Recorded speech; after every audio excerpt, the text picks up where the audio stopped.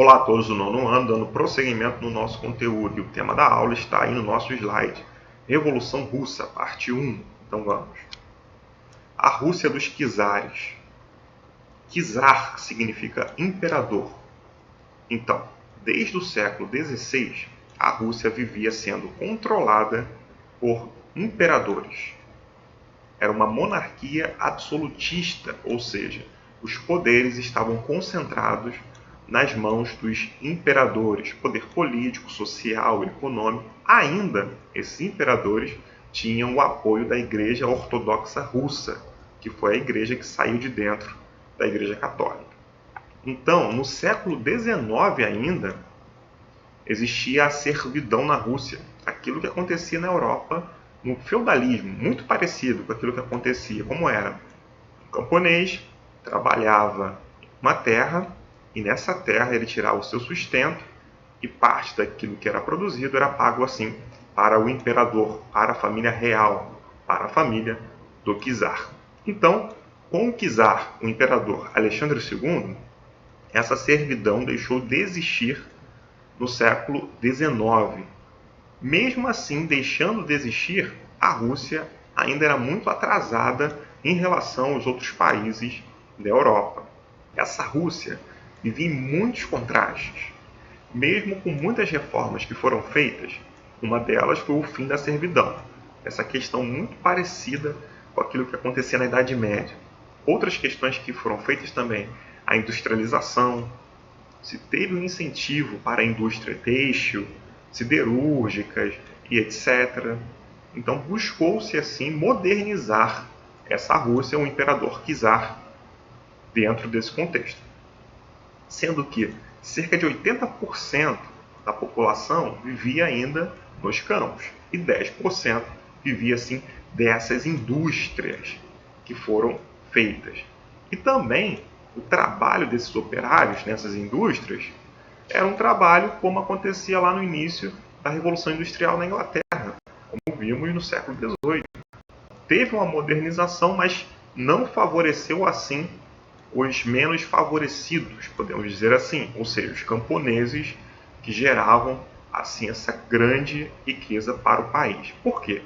Porque a família do czar, do imperador, ela vivia no luxo, às custas do trabalho dessa população que vivia no campo.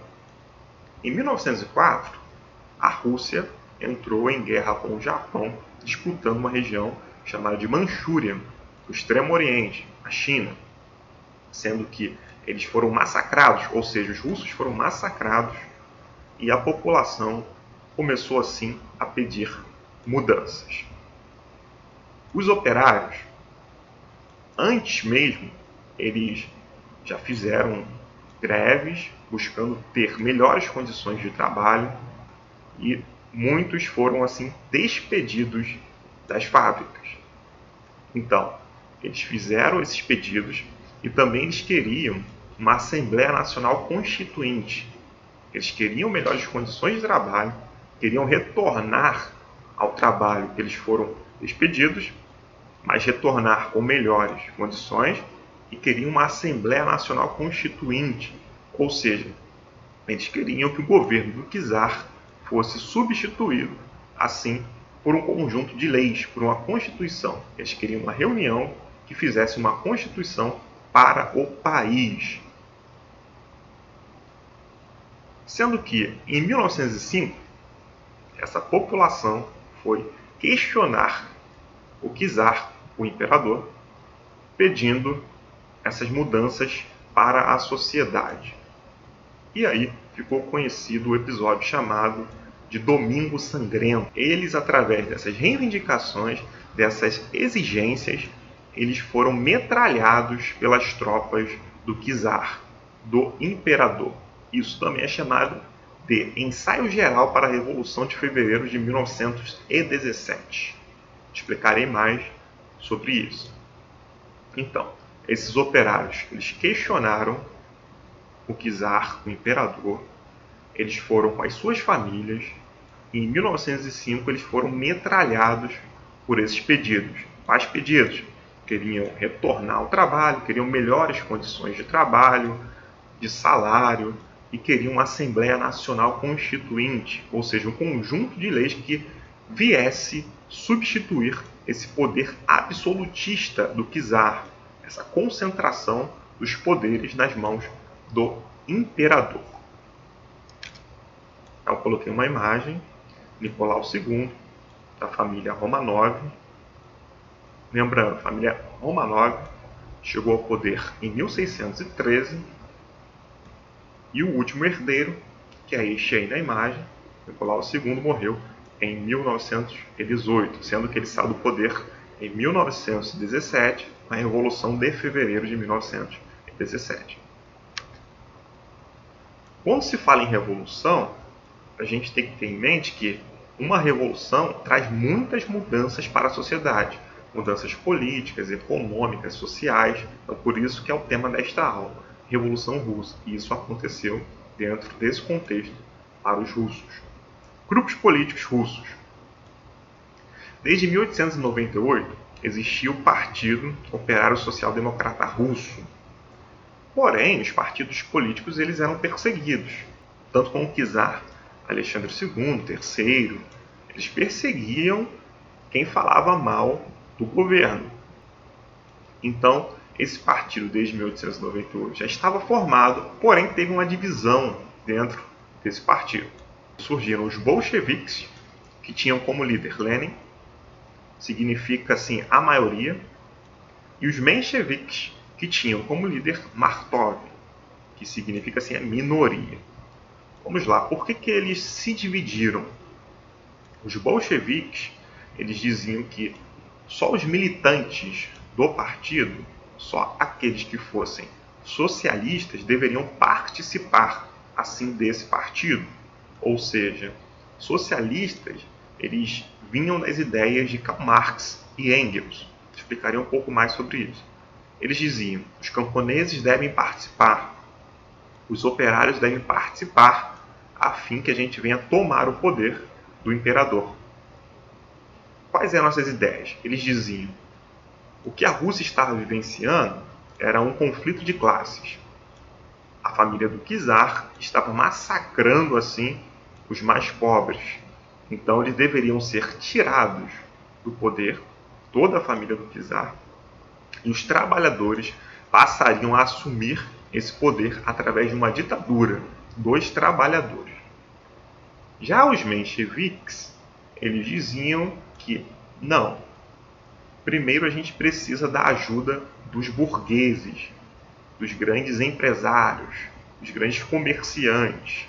Mesmo tendo algumas ideias socialistas, eles acreditavam que, por exemplo, realmente existia essa briga de classes, onde a família do imperador massacrava os mais pobres. Porém, eles precisavam assim dos burgueses para fazer uma república que seria liderada aí pelos burgueses, camponeses e operários.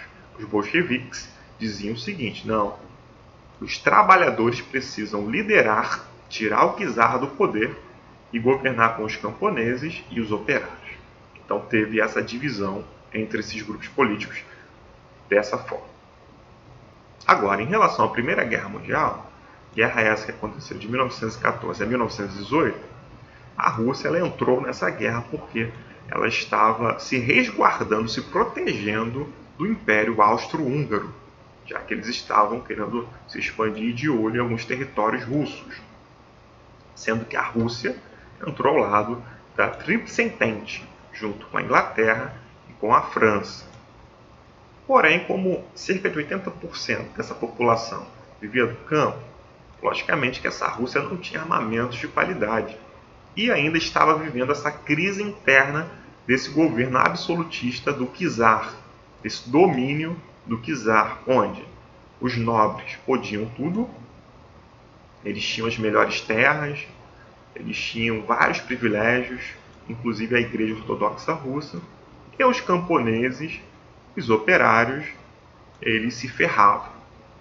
Dentro desse contexto também, é importante lembrar uma revolta de marinheiros que aconteceu no navio Potemkin. Porque os marinheiros se revoltaram contra o governo do czar também, do imperador. E eles se recusaram a aquilo que aconteceu lá no Domingo Sangrento, onde as pessoas foram metralhadas porque estavam exigindo melhores condições de vida. Então, esses marinheiros do navio Potemkin, eles se revoltaram também contra o governo do czar. Então era uma crise interna. Com todas essas questões acontecendo na Rússia, os mencheviques não quiseram que os bolcheviques viessem a se participar na tomada de poder. Eles frearam os bolcheviques, que queriam fazer uma ditadura dos trabalhadores, um governo dos trabalhadores que mais à frente se mostraria autoritário, totalitário. Explicarei mais. Então os mencheviques tiveram o apoio dos burgueses e também assim dos soldados e tomaram o poder em fevereiro de 1917. Isso fez com que a família do imperador, a família Romanov, saísse do poder, fosse tirada do poder na marra. E os mencheviques tomaram o poder junto com os burgueses, sendo que os mencheviques decidiram que a Rússia permaneceria na guerra. E isso gerou muito descontentamento, isso gerou muitas críticas da sociedade. Inicialmente, os bolcheviques tiveram o apoio, ou melhor, eles apoiaram os mencheviques assim que eles tiraram o czar, a família real, do poder. Mas quando decidiram que a Rússia ficaria na guerra, gerando ainda muito mais crise financeira, miséria e fome para a população russa, questionamentos começaram a ser feitos. No caso, o líder Lenin, do partido bolchevique, ele fez aquilo que é chamado de teses de abril. Elaborou vários pensamentos contrários aos mencheviques. Um deles, o fim do governo provisório, o fim desse governo provisório para arrumar a sociedade russa dos mencheviques. Ele queria fazer uma reforma agrária, distribuição de terras para os camponeses. Alexandre II, já no século XIX, tinha feito isso. Porém, os camponeses continuaram mantendo o luxo, os privilégios dos nobres. Então Lenin queria fazer uma reforma agrária e distribuir essas terras para os camponeses. Queria fazer essa ditadura proletária, esse governo centralizado nos trabalhadores camponeses e operários. Ele queria também estatizar as empresas, ou seja, nacionalizar a produção. Tudo que fosse produzido dentro da Rússia seria assim russo, teria o controle do Estado russo e etc. Então Lenin fez muitas críticas a esse governo menchevique. Só uma observação. Quando a população, em 1905, questionou o czar Nicolau II, ele até ouviu assim a chamada Duma. Que é isso?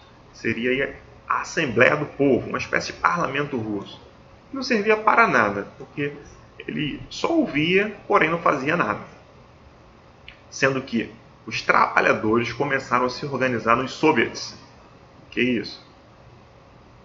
Líderes trabalhadores eram escolhidos e eles buscavam discutir, buscavam se engajar, buscavam mudanças na sociedade. Nesse contexto, eles chamam de dualismo do poder. Os mencheviques tomaram o poder e os soviets começavam a questionar as medidas que deveriam ser feitas, coisas que deveriam ser feitas nessa Rússia. Tanto é que Lenin fez essas teses de abril questionando os mencheviques. Eu coloquei uma foto dos camponeses nesse início do século XX na Rússia. Essa é uma representação do Domingo Sangrento de 1905. Os operários com suas famílias questionando lá a derrota para o Japão em 1904, querendo melhores condições de trabalho, querendo voltar ao trabalho, que eles foram demitidos e etc. Eles foram respondidos sendo metralhados pelo exército do imperador Nicolau II, lá na sede do governo, Palácio de Inverno de São Petersburgo. e uma foto Nicolau II, o czar, o imperador, com a sua família. E veremos o desdobramento dessa revolução na parte 2. Fim. Espero que tenha ficado claro e até o próximo vídeo. Valeu!